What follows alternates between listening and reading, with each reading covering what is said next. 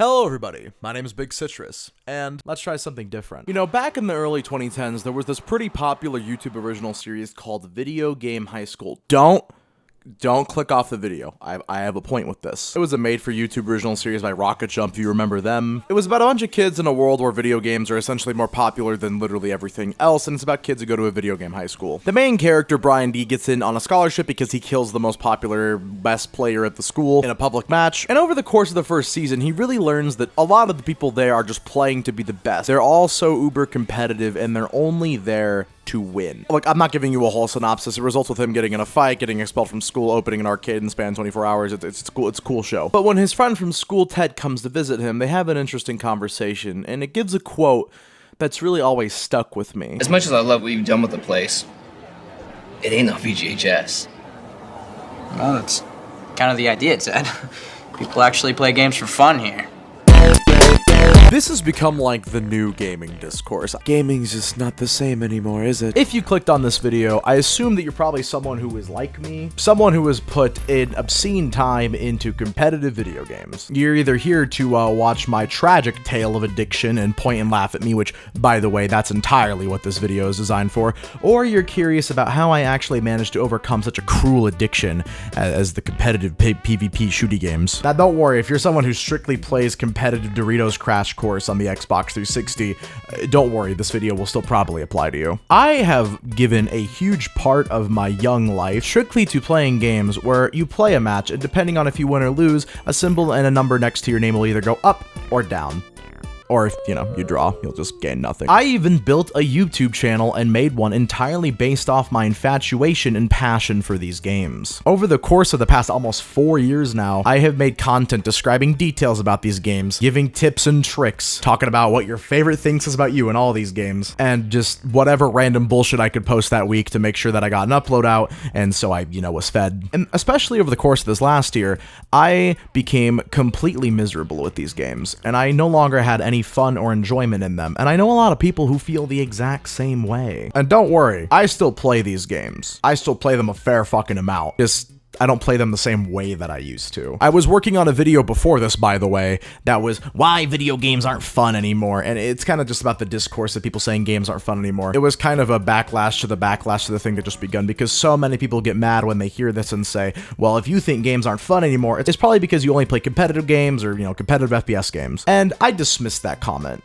But honestly, there is a lot of truth to it. It's not necessarily that these games aren't fun, it's just that once you sink enough time into these games, you kind of forget why you started playing in the first place. And a lot of people might see this video and also get upset at it and be like, well, the reason I put so much time into these games in the first place is because I wanted to be the best. Which, you know, fair answer. But let me ask you this. Why did you want to be the best at that game? Why did you want to be the best at a video game in general? There's a million skills and things that you could have put lots of your time into and practice and gotten better at, but you chose to try and be the best at a video game. Why? Well, I have to, at least on some level, believe it's because you liked playing the game and you thought the game was fun. I actually kind of want to talk about my own personal story and hopefully see how a lot of you can relate to it. I know this is very different for this channel, and by the way, I'm not going to be making content on those games as frequently as I did anymore. If you want to unsubscribe, go ahead and hit the button. That's totally fair. But anyways, the first real competitive game that I ever played, that I ever got like a rank in or something, or played in like a tournament style, was Team Fortress 2. My relationship with this game has soured for a few reasons in recent years. That's besides the point. My friends told me that there was this really cool game back in like 2012 called Team Fortress 2. It's free to play on Steam. I didn't know what any of this shit meant. Because of my sister and my family always using the TV in the main room that our only gaming console was connected to, I was like, fuck it, no one's on the computer, I'm gonna try this game. I fell in love right away. I eventually started to main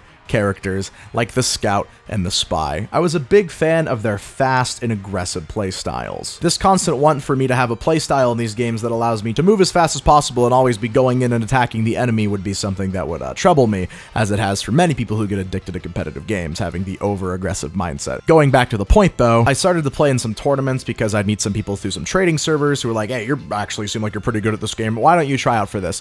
And I actually did fairly well in some Highlander tournaments. I felt pretty good about myself as a 13-year-old lying to other people saying I was a college student. This video will definitely get a little over sappy and emotional at some points because these games have been a part of my life. As stupid as it sounds, I do have a love and respect and a fondness for the memories I've created with these games. When I started playing Team Fortress 2, I was at the worst point in my life. My mother had just passed away. I lived in an incredibly fucking abusive household, physically, emotionally, financially. It was horrible. And after my mother passed, one of the only things I got to keep of hers was that work computer that I started playing Team Fortress 2 on the year prior. This game was a genuine comfort for me, and I didn't feel good about my own life. I stopped going to school for a bit. I was forced to move to a shitty town against my will. I didn't get to see my girlfriend or all my friends anymore. Life was rough, and somehow being good at a video game and being better than other people, having other people hype me up in the text chat, tell me how good I am, to me, it made me feel better. It was a sort of validation and process that I enjoyed. I felt like the better I got at the game, the more people liked me and the better I got as a person. Ignore the fact that every aspect of my actual life was crumbling away and I wasn't really able to do much about it. I was a child. I had control in one circumstance, and that's that I could put the Saharan spy set on and get a huge team kill on the payload right as the enemy was about to cap and have everyone in the text chat say, "Oh my god, someone who actually knows how to use your eternal reward." If you've never played Team Fortress 2 back in the day, none of that will make sense to you, but eventually, Team Fortress 2, it wouldn't necessarily keep up in the way that I wanted it to, and other video games would come out. Most notably,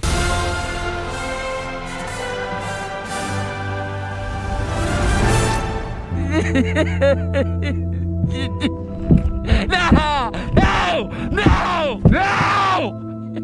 Overwatch at first, to me, was kind of like the Game of Thrones of competitive video games. People who really didn't like fantasy or just hell, long-running television series in general got into those things because of Game of Thrones. Overwatch to me was kind of the same way. For people who weren't even into FPSs or competitive video games or just video games at all, it was one of those games that was so big, had such amazing iconography, and appealed to everyone and was able to suck them all in to this toxic wasteland we have now. In the latter years of Game of Thrones and in Overwatch, they stopped entirely understanding what made people fall in love with the game in the first place and were just simply trying to appeal to as many people as possible.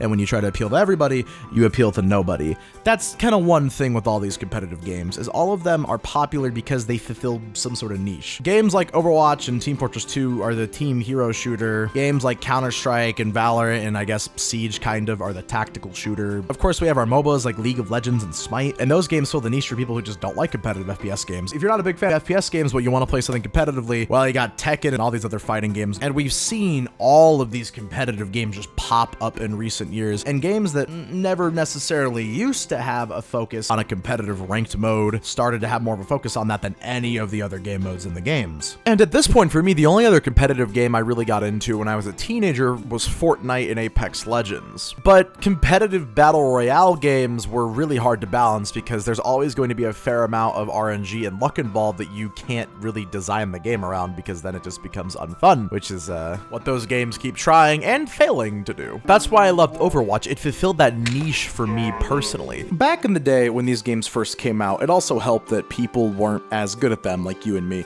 I got much better at these games as time has gone on, and I've basically played every competitive game under the sun now, so I have experience with all of them, and because of that, I've gotten much better at these games, and I've seen my friends who have just kind of gotten worse. And it creates the situation where if I want to play these games with my friends, we don't want to play no boring ass unranked quick play shit because that's fucking garbage, yo. It's boring as fuck. We don't want to play competitive though because they can't play with me. They will get fucking shit on. And yeah, sure, I can hop on one of my Smurf accounts and play with them, but that's not fun for me because it's just too easy. And I know there's a lot of people who relate to that. There's a lot of people watching this video who probably haven't played Overwatch or Team Fortress 2 or Apex or Fortnite, but have related to like 98% of what I'm saying, because in a way, all of these competitive games have the exact same strengths and weaknesses, and they get you addicted in the exact same way. Overwatch was kind of everything that I wanted competitive Team Fortress 2 to be, and when we finally got the Meet Your Match update for Team Fortress 2 and trying to compete with a competitive mode for Overwatch,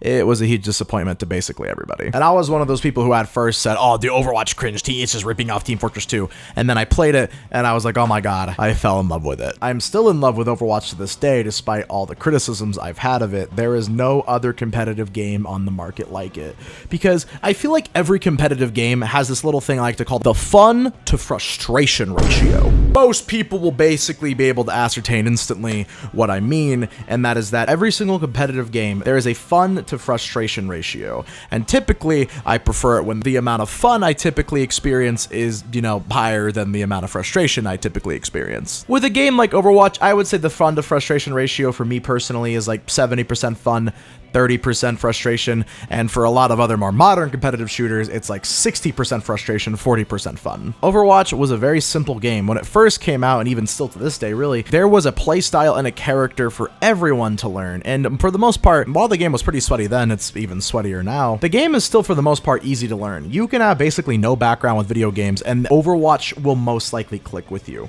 It also helped that game developers started to realize that, adding a competitive mode to the games is a great way to get player retention, giving them an actual rank and level, a badge next to their name that goes up every time they win, every time they do better. It will keep them playing the game. It gives them something entirely different to grind for. Especially the developers of Overwatch, they were really one of the first companies back all the way in 2016 to capitalize on actually incentivizing people to play competitive with its own unique rewards, player icons in game, different stats and tracking for your profile depending on if you were playing unranked or ranked. It really was the progenitor, in my opinion, of how all modern PvP games are structured. And I slowly convinced, and have convinced to this day, as recently last month, literally all my friends to play Overwatch, get placed, see what their rank is, compare themselves to other people, find out what their favorite hero is. And one really cool thing about a game like Overwatch is the play of the game feature. You cannot understate how important this is in a competitive match. The public viewing aspect of it. The fact that these games all have a kill feed and, nowadays they all show what ability someone died to or what kind of weapon someone died to. Even if you're not necessarily seeing what's happening, it increases this mindset. For example, in a game like Valorant, when someone gets 3 kills with the classic, it's way more impressive than getting 5 kills with a rifle. When someone gets an ace, it displays it to the whole lobby. When someone gets a sick 3K with a shitty shotgun like the shorty, you see it in the kill feed and you're like, oh my god, that's amazing, hilarious, you're insane. It's that public viewing aspect that really has created kind of a toxic environment in these games, especially with all these games nowadays having public scoreboards that show your kills, your deaths, your assists, your stats, blah blah blah. This is even more prominent in card games, Pokemon, and like all fighting games because everything is essentially a 1v1, meaning it is so much easier to dissect individual microsecond decisions that lead to a player losing a bout. Everything is so isolated, you don't even need a scoreboard to pinpoint exactly how someone was performing because all the information, all of their thought process is laid out in front of you, and there's only 2 people to look at. Some games even going so as far to have third-party apps that allow you to track someone's profile and see all of their private stats and even more specific hidden stats that the game does not show you. This was not a thing back when Overwatch 1 came out. You couldn't tell what abilities killed someone, which, I understand why they changed that, and there wasn't that much information about how a player was performing. When you see someone get killed by a support with like their worst and weakest ability nowadays,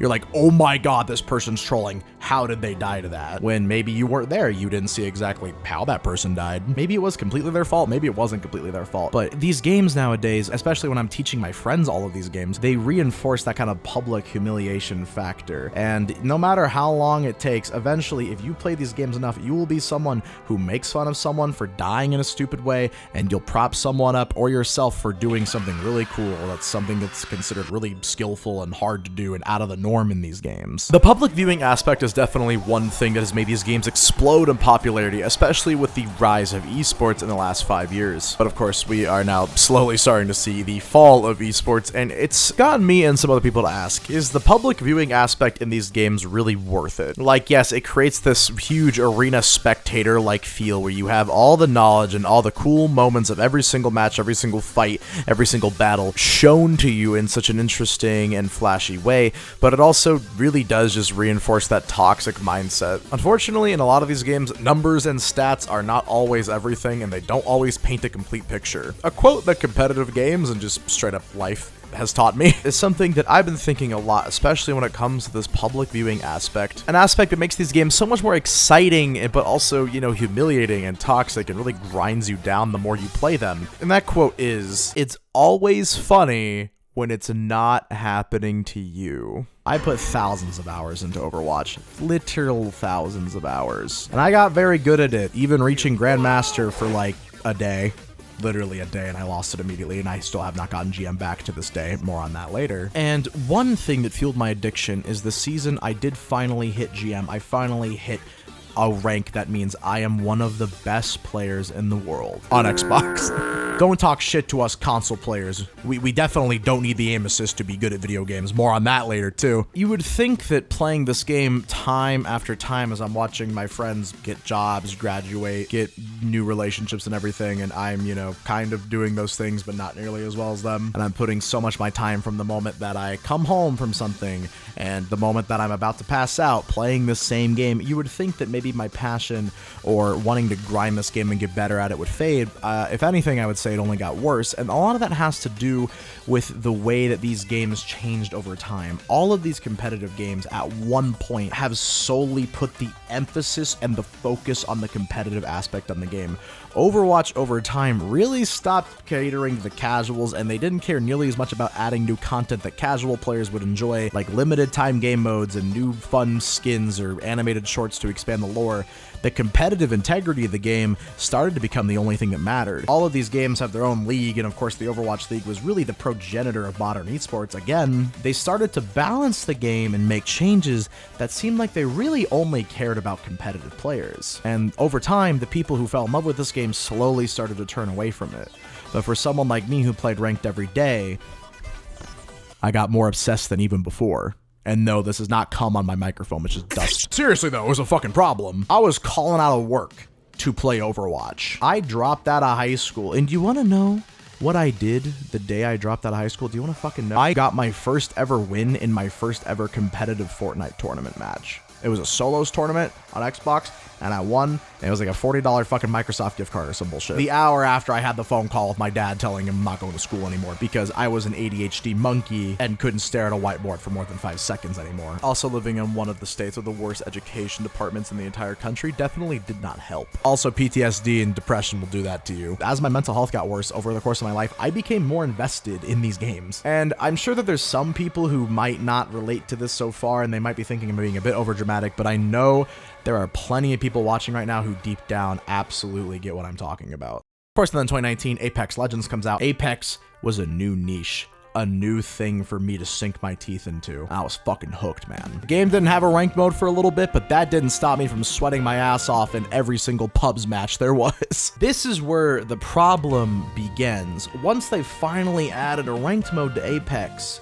that was all I played. I didn't play unranked anymore. I would have friends who couldn't play ranked on me, and I had to make entire new accounts just to play with them. The whole smurfing problem in every game where people are on alt accounts to either just, you know, play at a lower rank but they're actually at on their main account, or just so they can play with their friends and, you know, boost somebody, has been a problem that has infected all of these games, because now all these games are free to play and making a new account is really simple. People like me, I realize now, have been part of the problem, and I still am to this day. It's only been recently that games like Valorant and Overwatch have removed certain restrictions for ranked, but for the longest time, if you weren't making an alt account or your friend wasn't grinding to get the same rank as you, or you were purposefully de-ranking to play with someone, it got really bad. See, these are issues that these games never used to have, to be fair, when there was no, you know, dedicated ranked mode. Even back then when I was younger, I should have seen what these games can do to someone's life. I would see someone who back in like 2014 had like $4,000 on TF2, and all of those were on Soldier, and they're like a 35-year-old man. And at that point, I should have realized, oh my God, that could be me one day. None of that is okay.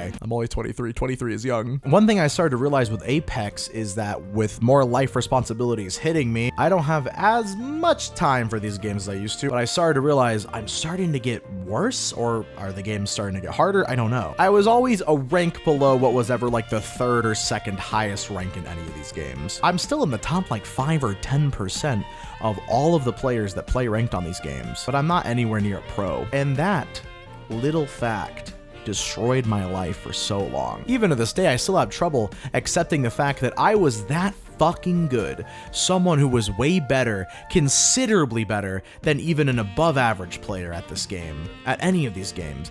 But even fucking then, I still was never going to be able to go pro. Maybe it was because I lacked the dedication to play actually 18 hours a day like some actual pro players in all these games do. Maybe it's just because I'm not actually that good, probably. Or maybe it's just because I started to get to a point where when you reach that level of that game, There's no room for fun anymore. You can't goof off or do something silly. And a lot of these times at these higher ranks of these games, when you're playing competitively and trying to rank up, one minute mistake can cost you a game. This fact started to not please me, but I was still spending time on these games every day, convincing myself, okay, here's what I gotta do. I gotta play this many hours. I gotta start playing this character. I gotta start learning this playstyle. I was on the copium of the century, trying to find a reason why I couldn't rank up. I couldn't get a higher rank.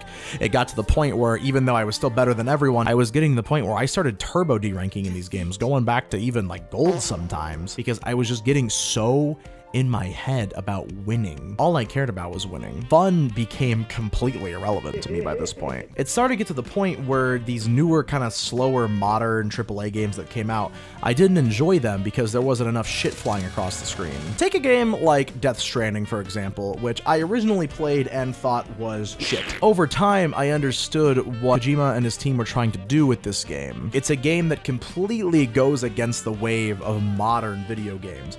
In this game, you need to stop, breathe,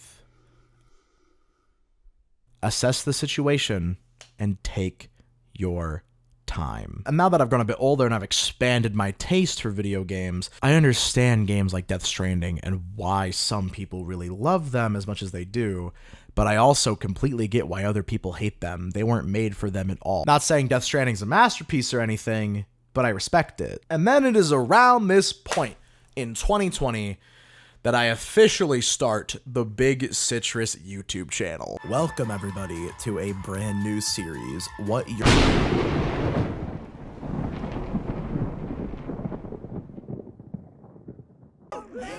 So, there I am, king of all the land. And who'd have thought that? Not me. And yep, I may be king. I have all the money in the world. And all the land. And all that stuff. But you know, I don't really think I want it. I just want to go home and, I don't know, have a bottle of beer.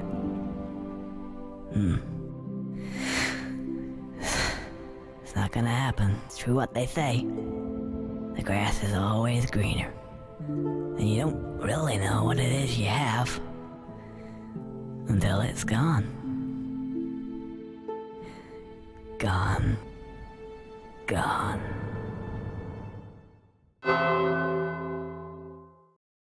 You know, I always wanted to entertain people, like for a living. Even from a young age, it's what I wanted to do. And thankfully, because of the internet and YouTube, I could entertain people in tandem with my crippling competitive gaming addiction. It was a very serendipitous dance at first. My first video was What Your Overwatch Skin Says About You Genji Edition, which was weird because I barely even fucking touched Overwatch at this point. There were just too many other games coming out. And specifically, there were new competitive games to grind and learn every single mechanic and character in. But, you know, I got into watching a lot of Soundsmith's videos. Thank you, Soundsmith. And I was like, what if me do his style stereotypes videos with Overwatch? And that's how I've paid my bills for the last 4 years. Because I started to make Overwatch content that was semi-successful, I started playing Overwatch again. I started grinding it even though I was not enjoying the game at all at that time. Same thing with Warzone. I made a couple videos on that because I was having fun with Call of Duty Warzone Battle Royale at that point. But then, of course, I had to start taking it more seriously. I thought, I'm gonna be a content creator on this game. I better be good at it, and I better be sweating and posting a bunch of bullshit about how to rank up, how to win in Warzone, and blah, blah, fucking blah. This was the mindset I had at the time, and a lot of those videos are horrible, if I'm being honest. Like, yeah, I put my energy into them, and they're kind of funny, but production value is horrible, and I had no real passion for a lot of them. It got to the point where every time I would make a video on a game, and then a video would do well for me, I had to start taking that game seriously. It happened the worst with Apex. My most viewed video is still the first What Your Apex Legends Main Says About You videos. It's just Zodiacs for gamers. Maybe I'll make like a What Your Favorite Video Game Character Says About You one day. That actually sounds kind of fun. Let me know in the comments if you want to see that. But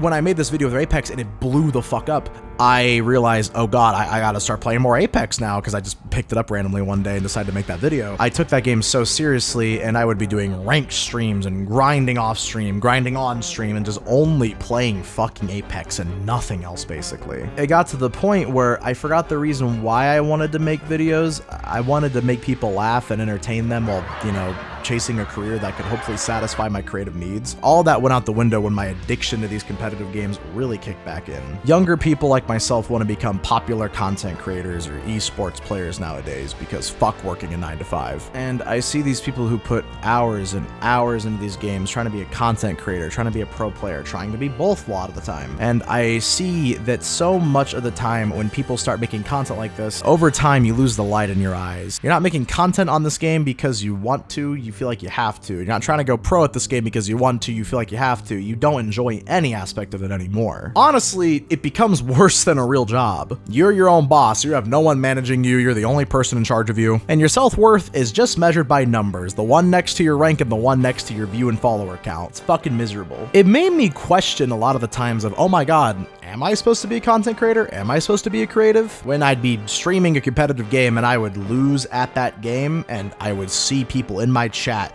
talk about it, talk about me losing, talking about something silly I did, it genuinely hurt me. And it also doesn't help that a lot of these competitive video games also did ultimately become worse. I've tackled so many issues with all of these games and why I don't like them, but the number one key underlying factor is all these games kind of feel like they're designed to keep you at the same rank and just to keep you playing more than actually be fun. And problems with this people being toxic and cheating and smurfing has been such a rampant problem on all of these games the past few years. And we see so many of these new games come out that are trying to be the next big competitive thing, and that feels like the only fucking thing they have designed in mind. Like, fun wasn't even anything they considered at all. Just the ranked mode. With so many of these games like Team Fortress 2 and Overwatch and Fortnite and Call of Duty and Halo, would they have been so successful if their initial design from the very first game, the very first release, the goal of those games was just to be as balanced as possible? If everything's underpowered, nothing's overpowered. If everything's overpowered, nothing's underpowered, blah, blah, blah. Keep player retention as high as possible with a fucking battle pass and with exclusive ranked rewards that you only get from playing ranked, and the general unranked experience in all these games just churning to shit because people just don't try, and like the game's being designed with that in mind. Would these games have been popular and fun and successful back in the day? Would they have created billion-dollar franchises? I don't fucking think so. I feel like the wheel is slowly turning right now. We're slowly going back to people playing games that are not competitive FPS games all the time. The cycle has been completely vicious, and anyone who says gaming addiction is not real is fooling themselves. Addiction is 100% real, and you can break it. But the truth of the matter is that I like grind. I like the grind. I like trying to be the best. I like practicing. I like improving on little things. I like working with my team. I like working by myself. I like outthinking the enemy. I love the feeling of getting a match-saving play where everybody in the lobby is forced to watch my greatness, and I love the feeling of achieving a new rank and seeing a new symbol flash across the screen. But I shouldn't love it more than everything else in life. And that's what I had to learn. If you're someone who wants to be a pro player at these games, fucking go for it. But it's a dedication. It's a job. Don't go into it thinking it's going to be a fun little side quest. It's going to be your main quest. My own personal relationship would suffer because I would sometimes be spending more time trying to get a sick 360 backflip, kick at the spin dick, double dick watt, double peanut butter, dunker underwater, suck somebody's fart out of their ass play of the game. I just remember the first video game I ever played, which was Donkey Kong 64.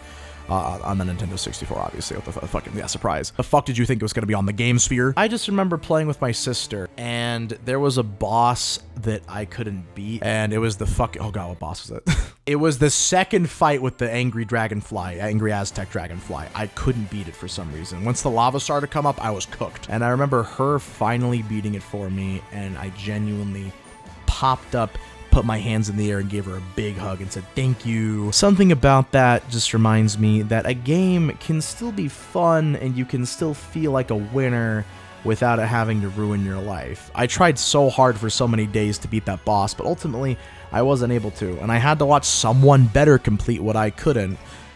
And that's okay. The best thing you can do if you're addicted to competitive games is just do other things. Not just video games in general. You gotta find other passions in your life that you genuinely enjoy. Because competitive games will ruin your perception, especially when you're addicted to them, of every other good video game. And you only try things you have never thought about trying before. Find something where it doesn't need to fill that void or replace it, but it can just be another aspect of your life from now on. And most of these games, for the most part, are still designed well enough. The gameplay is flashy and satisfying enough to keep you reeled in. But I will admit, I don't really know that these games have necessarily gotten worse. I think it's the gamers who have. I don't really know any way to make that statement not sound cringy, but I feel like it made sense.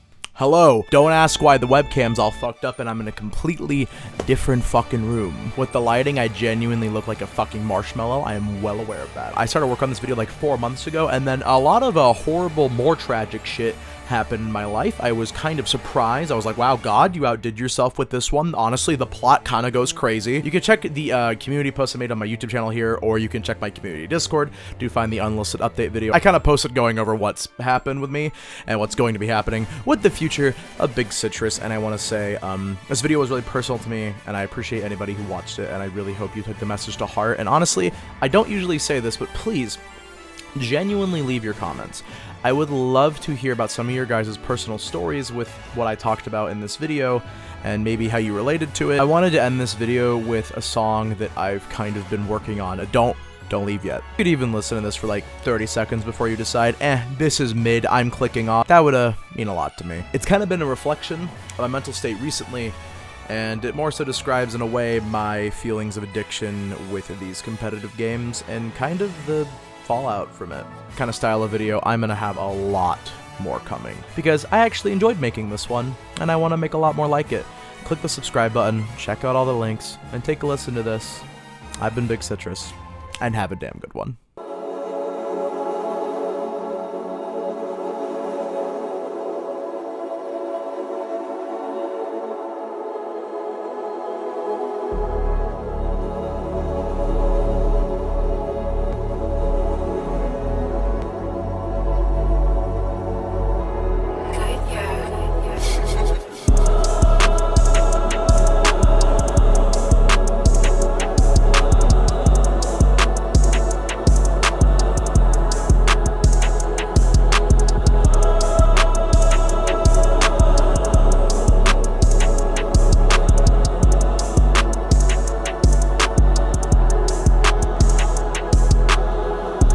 I ain't felt like this in a long time. I ain't slipped my wrists in a long time. It's been a while, I've been trying to get signed. Everybody know I'm fucking wasting my life. And I ain't felt like this in a long time. I ain't had a kiss in a long time. At least one that made my heart fly. Every person I want doesn't end up wanting me. Everybody I love doesn't really love me. And I don't know why I stay writing or rapping, because every time I say that I'm laughing, I'm capping. That's the way my mom and dad lived every single fucking day. Now it's about time to follow them to the fucking grave. And I told everybody soon I'd make it with these songs, but fuck, I can't even stay on beat for that long.